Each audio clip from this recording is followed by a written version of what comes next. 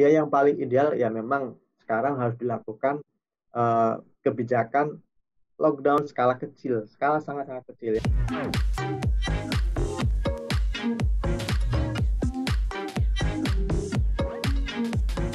Hai Mas Argun, hai Bram. Hai. Hai Sobat Cuan, selamat datang di Koneksi Konten Ekonomi Seksi. Dijawab kali. Konten ekonomi seksi. Koneksi. Konten ekonomi seksi. Koneksi. Setiap hari Rabu ya, kita nggak mau absen juga sih di dunia percuanan ini, makanya selalu mau menemani Sobat Cuan untuk kita ngobrol-ngobrol. Walaupun hari ini kita tidak bersama-sama, tapi kita ketemu dengan teknologi yang ada ya, oke lah ya. Gimana nih kondisi di sana nih? Kayak kalau Mas Argun kayak ada di kantor nih. Gimana kondisi di sana nih, Mas? Ya sekarang kan sudah mulai harus banyak WFH, 75% WFH. Jadi ya yang tim TV saja. Kalau TV kan nggak bisa ditinggal, harus ada yang standby di studio gitu. Siaran kalau tim online udah sama sekali nggak ada yang di kantor, udah kerja di rumah. Jadi emang ya sepi tapi ya demi keselamatan bersama ya kan. Itu dan dia. Demi cuan yang harus tetap berjalan ya Mas Argun. Itu dia, benar, setuju. Nah, kalau lu kan Bram, nah hari ini nih spesial seperti biasa kan Koneksi ada Maria Karina, ada Arif Gunawan, Head of Research CNBC Indonesia, dan selalu plus ada anchor CNBC Indonesia. Dan kali ini bersama dengan Bramudia Prabowo. Sorry tadi belum dikenalin. Hai Bram. Hai semuanya, Sobat Cuan, Kak Maria dan Mas Argun. Ya. Lo bisa cerita nggak sih, kan lo juga warawiri nih kantor rumah, itu suasananya kayak gimana sih? Kalau sekarang karena memang udah santer banget nih ya lonjakan COVID, beritanya kan udah kenceng banget. Kalau KRL kan kebetulan gue pengguna KRL nih Kak Mar dan juga Mas Argun. Jadi kalau KRL sih udah sepi, udah nggak begitu rame kayak biasanya. Mungkin juga orang udah banyak ya yang kayak WFH kayak kantor kita juga. Terus apalagi ya kayak misalnya pengecekan protokol kesehatan juga makin ketat, makin nggak ada lolos-lolos lagi buat pengecekan suhu dan lain-lain. Kita juga beberapa kali gue juga diingetin buat suruh pakai hand sanitizer, di kereta nggak boleh ngomong, terus jarak antara penumpang kayak gitu-gitu sih, lebih ketat aja. Nah ini kan jadi topik bahasan nih akhirnya ya kan, karena kita nggak nyangka sih sebenarnya Indonesia akhirnya balik lagi ke situasional kayak tahun lalu gitu ya, cuman kalau tahun lalu di bulan April, Mei, nih sekarang agak geser ke Juni, yang which is sekarang tuh adalah akhir semester 1 Mas Argun ya, mau masuk ke semester 2, terus kayak di depan mata tuh udah nanti PDB kita 8%, 7% kalau di kuartal 2. Nah, kalau ini agak-agak cukup mengganggu nggak sih hal-hal kayak gini gitu dengan stabilitas mimpi-mimpi pemerintah itu? Sejak awal tuh ketika Pak Jokowi bilang bulan April kalau nggak salah ya, target pertumbuhan ekonomi kuartal 2 itu bisa 7%. Kemudian Bu Sri Mulyani nambahin lebih optimistis lagi bisa 8%. Saat itu saya sudah sanksi gitu. Karena memang COVID ini pandemi yang belum sepenuhnya terduga gitu. Kita terus menemukan ada varian baru yang lebih membahayakan gitu dari sisi penyebaran ataupun dari sisi komplikasi gitu, misalnya pernah di Afrika Selatan, terbaru di India.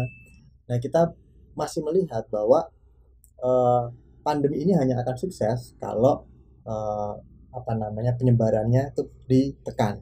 Di Indonesia pandemi akan selesai, maksudnya pandemi akan selesai kalau penyebarannya ditekan.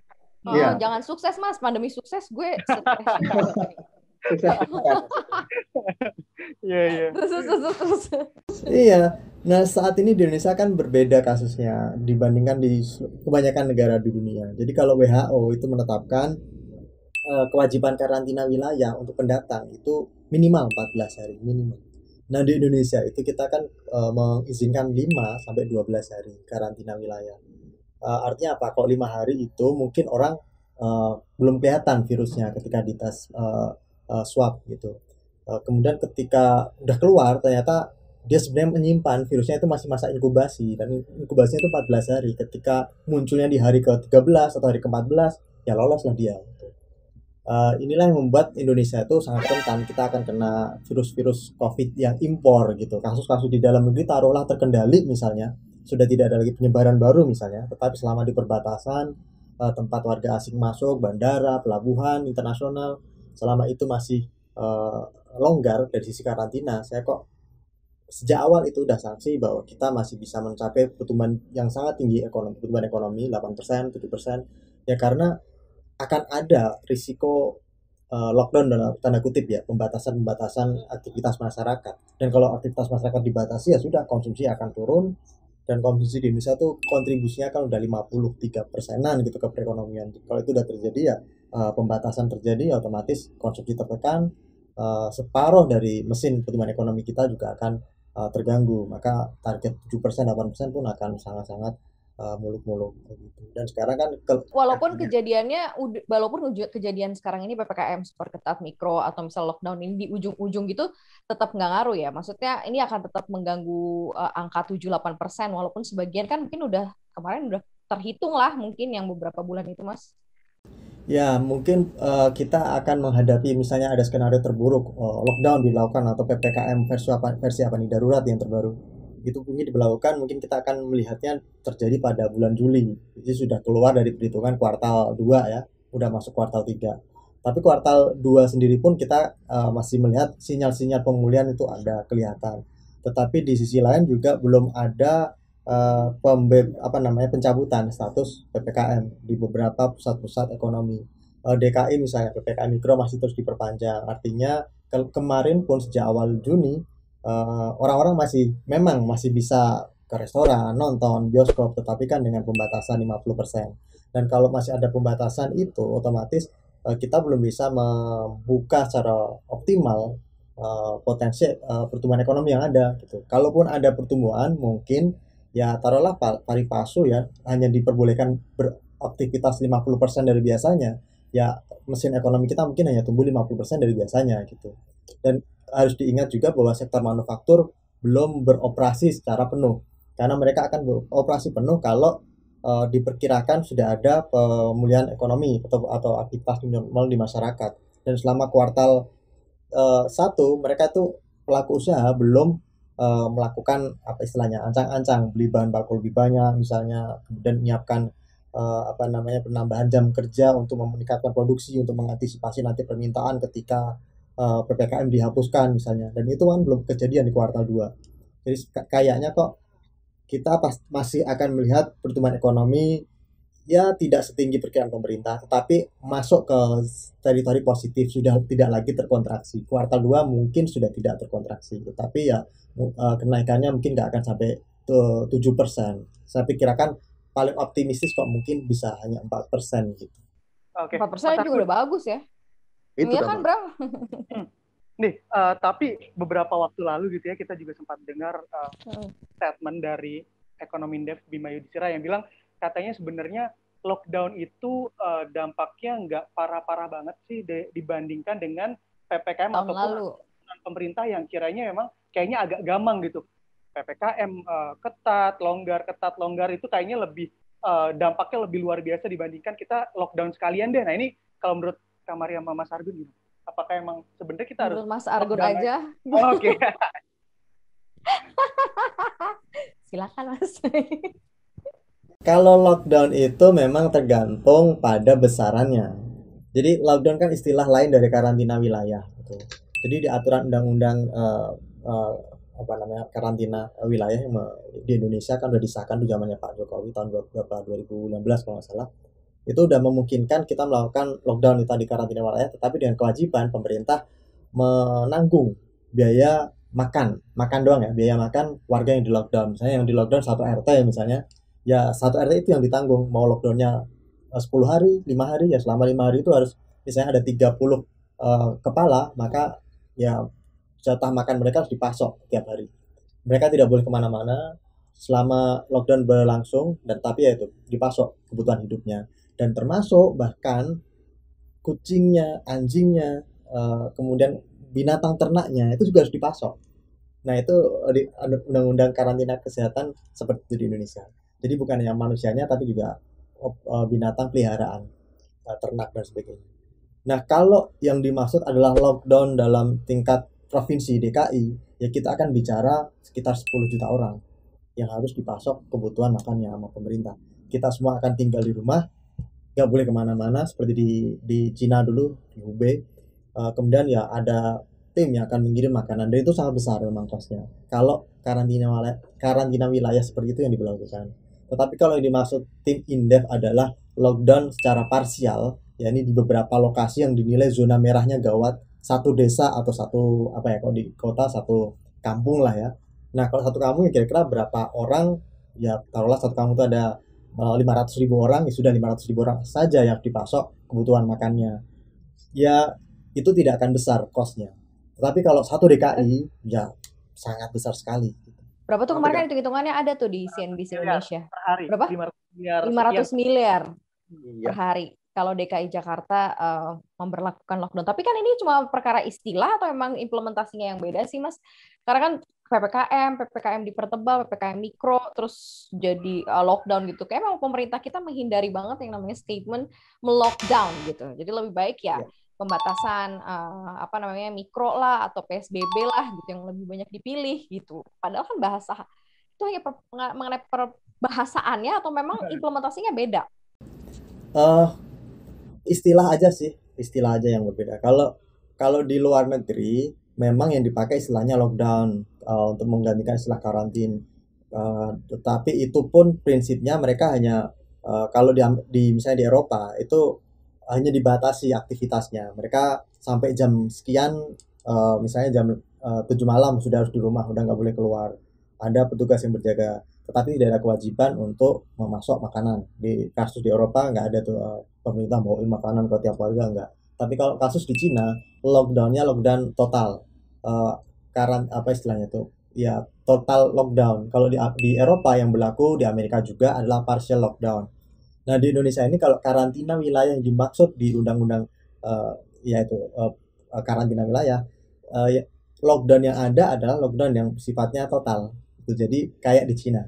Jadi kalau kita mau memberlakukan itu sesuai dengan undang-undang yang ada, maka memang harus dipasok pemerintah itu jatah makanannya, itu sama seperti di Cina, which is costly, meskipun katanya 500 miliar ya per hari, tapi ya tetap saja itu cost-nya besar. Dan perlu diingat kalau mau lockdown sekarang, yang harus di lockdown kan zona merahnya nggak cuma di Jakarta, sudah di mana-mana. Nah itu akan cost-nya sangat-sangat besar.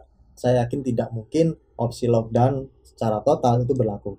Tetapi kalau lockdown parsial mungkin kayak di Eropa masih mungkin dijalankan menurut saya. Artinya memang yang dibatasi hanya jam aktivitas masyarakat. Bukan berarti mereka tidak boleh keluar rumah. Mereka masih boleh keluar rumah, tetapi katakanlah jam 6 sore sudah harus sepi jalanan, harus masuk ke rumah semua. Itu mungkin masih bisa, dan itu nggak ada kewajiban untuk memberikan jatah makanan. Dan pemerintah bisa mengambil opsi itu, tetapi untuk menghindari cost-nya mungkin akan diambil istilah-istilah yang lain itu. Tidak melaksanakan istilahnya karantina wilayah tuh enggak. Mungkin mereka akan melakukan istilah yang lain. Seperti kayak pembatasan sosial itu kan di undang-undang juga sudah ada istilahnya tuh pembatasan gitu. Emang benar pembatasan sosial. Tapi yang sekarang dilakukan kan PSBB. Jadi memang setingkat di bawah yang ada di undang-undang. Kalau menurut lu yang harus dilakukan sekarang apa? Sementara kasus COVID-nya juga nggak terbendung. Nah, ini harus bagaimana ini? Prihatin hidup. Sedih tahu, Bram. Banget Kak, parah. Apalagi ini kita tahu banget kan, kita aja benar-benar realitanya sektor UMKM itu masih jadi penyumbang PDB terbesar. Nah, sedangkan mungkin Mas Argun dan Kamarnya juga udah baca, diskon listriknya mau udahan nih bulan Juli. Nah, yang di diskon itu kan listrik dari 450 volt sampai 900 yang notabene-nya dipakai sama sektor UMKM. Yes. Nah, ini bakal lebih berat lagi kan, maksudnya ke depannya gimana PDB kita bakal melaju 8%, 7%, kalau misalnya UMKM-nya aja nanti juga bakal terdampak. Itu memang lockdown opsi yang ideal untuk mengatasi pandemi, tetapi ya sangat tidak ideal kalau kita bicara soal pertumbuhan ekonomi. Karena kan otomatis orang tidak boleh beraktivitas, ya bisnis, usaha, konsumsi jadi tertekan. Memang sangat-sangat dilematis gitu. Kalau kondisi sekarang apa yang harus dilakukan pemerintah, ya kita sudah telat di mana-mana gitu. Idealnya sejak awal tuh kita udah reaktif gitu. Pemerintah harusnya reaktif sejak awal dulu, bulan Maret tahun 2020 gitu.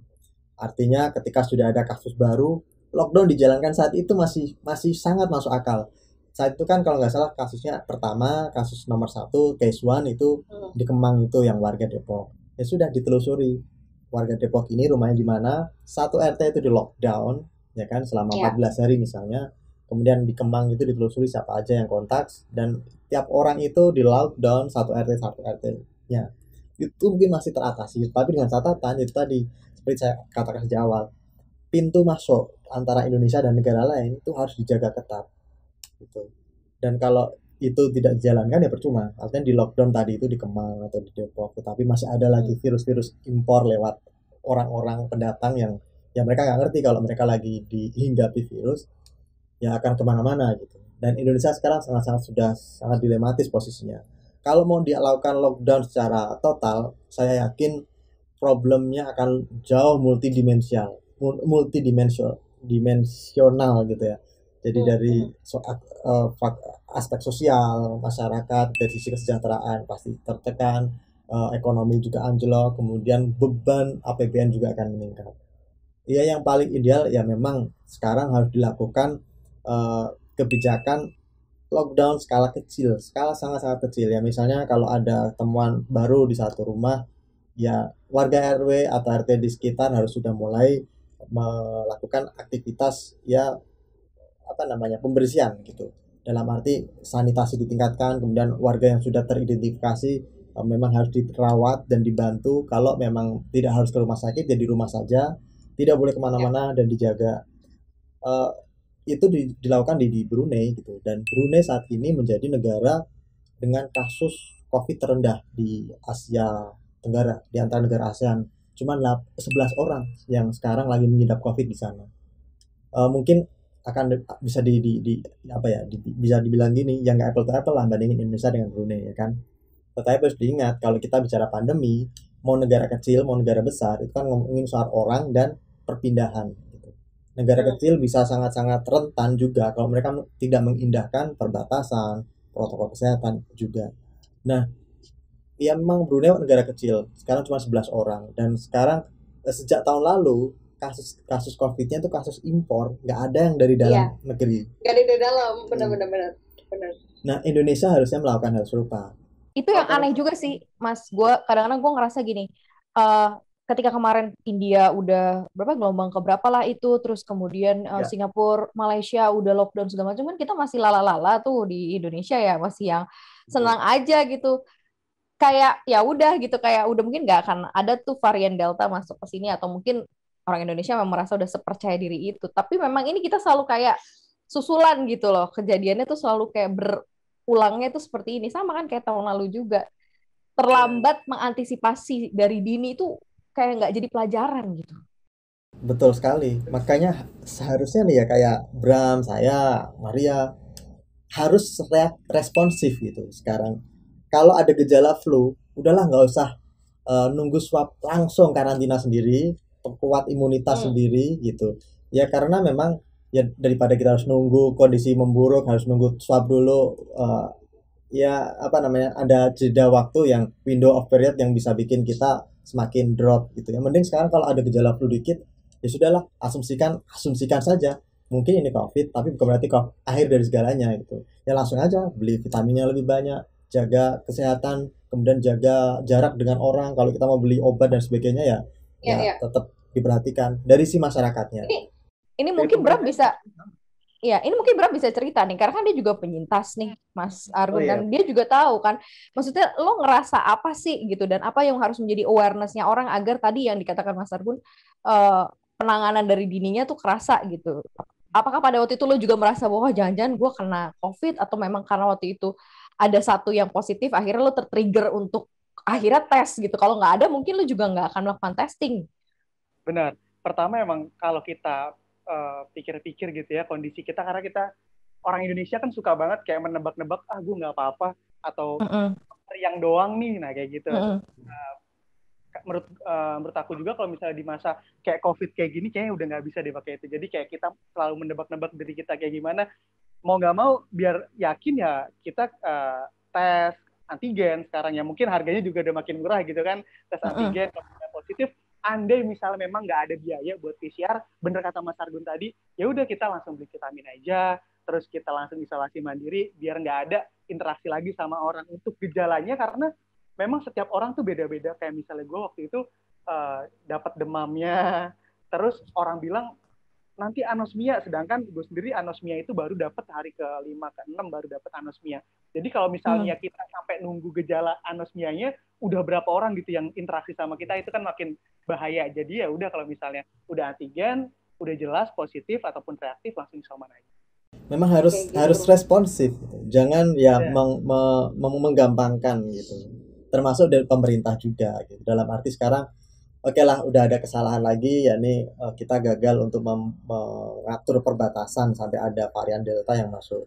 Tapi harus diingat masih adalah varian baru yang muncul di luar sana, dan ini harus dicegah gitu. Karantina wilayah 14 hari saya pikir wajib dijalankan, dan pemerintah apa sih tosnya melakukan aturan yang tegas seperti itu. Toh kalaupun mereka masuk dan harus dibiayai negara, taruh aja di Wisma Atlet misalnya, atau di beberapa Wisma Haji misalnya yang sekarang nggak dipakai, kan nggak ada haji nih, dipakai untuk mengkarantina para pendatang. Thailand dan Vietnam melakukan hal serupa. Di Vietnam lebih parah lagi, jadi ada ditaruh di rumah kayak rumah warga, hanya ada kipas angin, ya sudah itu, nggak ada AC-AC-an, bukan seperti hotel. Ya itu harus harga harus dibayar kalau Anda mau bepergian di kala pandemi. Makanya di Indonesia harusnya juga memperlakukan yang sama. Penting apa sih harus datang ke Indonesia misalnya? Kalau emang harus penting, ya karantina wilayah. Kalau perlu ditanggung negara karena penting sekali ini orang untuk datang untuk bisnis misalnya, menggolkan deal 1 triliun rupiah misalnya, ya sudah nggak apa-apa, tanggung aja sama pemerintah, nggak masalah. Tapi kita masih berada di keribetan itu. Singapura udah mau memberlakukan virus corona kayak endemi gitu, maksudnya kayak flu biasa, katanya masuk Singapura nggak perlu karantina gitu-gitu. Nah itu kan kayak itu tetanggaan doang loh Mas. Paling bedanya cuma berapa banyak sih. Dan apakah pemerintah kita juga bakal kayak gitu karena udah ya udahlah. Janganlah coy jangan. Meledak bisa. Gimana Mas Argun? Rawan, kalau Indonesia rawan. Ada perbedaan besar antara Singapura dan Indonesia dari sisi perawatan ya. Kalau kita bicara rasio bed rumah sakit, ranjang rumah sakit dengan warganya, itu kan kita termasuk yang terendah, sama seperti Myanmar. Saya pernah sempat bikin ulasan soal itu juga. Kalau dibandingkan Singapura ya jauh kemana-mana. Artinya gini, mungkin ketika Singapura menyatakan ya udahlah nggak usah dianggap perlu karantina dan sebagainya untuk pendatang baru. Kalaupun nanti ada kasus, toh kita bisa menangani, kita bisa memberikan terapi, rumah sakitnya masih cukup gitu. Nah di Indonesia ini kan sekarang kondisinya berbeda gitu. Kita kalau tidak salah ini tingkat kesediaan rumah sakit di Indonesia itu 1,04. Artinya apa? Ada satu rumah sakit untuk 1.000 orang gitu. Setiap 1.000 populasi. Nah kalau ini yang kejadian, misalnya sekarang kan ada 260.000 kasus aktif. Seandainya yang kena ini adalah orang-orang tua yang rentan misalnya 260, dan ini kemudian meningkat lagi jadi 300, jumlah bed kita di atas kertas sudah nggak cukup, karena di Indonesia cuma ada 276.000 ranjang rumah sakit gitu. Artinya kalau ada lebih dari pasien dari angka tersebut, ya otomatis harus dibukakan rumah sakit tambahan. Sama kayak di Cina dulu kan, mereka bikin rumah sakit berapa ribu hanya dalam sekian bulan gitu, 10 hari malah begitu nggak salah. Nah itu dilakukan di Cina. Apakah Indonesia bisa? Nah itu kayaknya enggak. Jadi ya kalau Singapura berani melakukan itu, ya mereka sudah menilai tingkat vaksinasinya sudah lebih dari 50% dari warganya misalnya. Jadi kalaupun ada virus baru yang masuk, sudah bisa ditangani, tidak terlalu gejalanya tidak terlalu berat, sehingga tidak membebani sistem kesehatan di sana. Di Indonesia berapa persen sih yang sudah divaksinasi? Kan belum ada 10% ya. Kalau nggak salah masih 5%-an. Jadi ya ini yang membuat kita beda jauh story-nya sama Singapura. Dan di sisi lain juga faktor kesadaran masyarakat juga.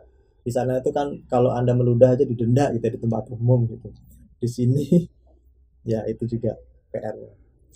Adalah kalau misal tadi lo bilang angka 87% tuh termasuk agak susah di kuartal 2, makanya tadi di 4%. Ini kan efeknya nanti akan ke kuartal 3 sebenarnya. Mungkin nggak sih, kan kalau katanya kan dikatakan bahwa mungkin aja ini bisa jadi kuartal terakhir resesi gitu. Kalau misal nanti kuartal 3 resesi minus lagi gitu. Apakah Indonesia masuk lagi atau kayak start lagi dari awal lagi berada di masa resesi? Iya, ini kembali ke ini sih, kebijakan pemerintah gitu. Jadi kalau memang sekarang sudah bisa memperlakukan kebijakan yang efektif gitu. Efektif dalam arti ya bisa mengendalikan penyebaran virus dan bisa mengurangi tingkat kematian. Rasio kematian kita masih 2,67%. Itu masih lebih tinggi daripada dunia yang 2,17%. Artinya memang kita lebih parah dibandingkan rata-rata dunia tingkat kematian akibat COVID. Kalau ini belum bisa dikendalikan ya saya nggak yakin kuartal 3 kita ekonomi akan mencapai 7 atau 8%. Mungkin kita masih akan berkutat di kisaran 4%, 3%, tergantung sejauh mana varian Delta ini bisa terkendali. Kan di Cina bilang vaksin kami Sinovac ya sudah bisa menangkal virus varian Delta India. Tetapi pada kenyataannya kan nakes-nakes kita juga sudah kena COVID juga sudah divaksin gitu kan Sinovac. Jadi ya masih banyak lubang-lubang yang perlu kita perhatikan gitu dari si penanganan pandemi sebelum kita bisa berbicara ekonomi akan tumbuh pesat. Kalau perkiraan saya dengan intervensi pemerintah terhadap pandemi yang masih ya so-so seperti sekarang, kita bisa mencatatkan pertumbuhan positif di kuartal 1 2022 itu aja sudah oke, artinya sudah positif kembali ke level sebelum pandemi ya di kisaran 5%-an. Itu sudah sangat-sangat bagus gitu.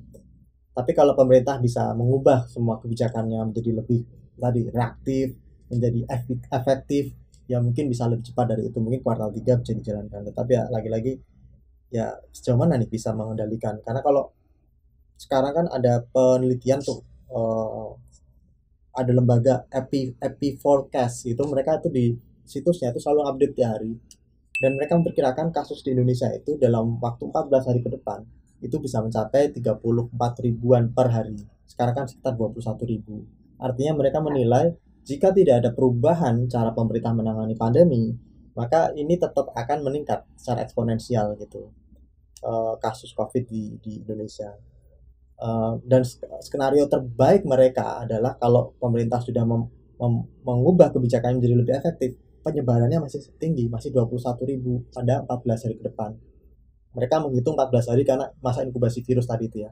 Jadi virus tanggal 25 misalnya Juni kemarin, 14 hari kemudian mereka memperkirakan akan kemana. Nah itu yang harus jadi catatan pemerintah.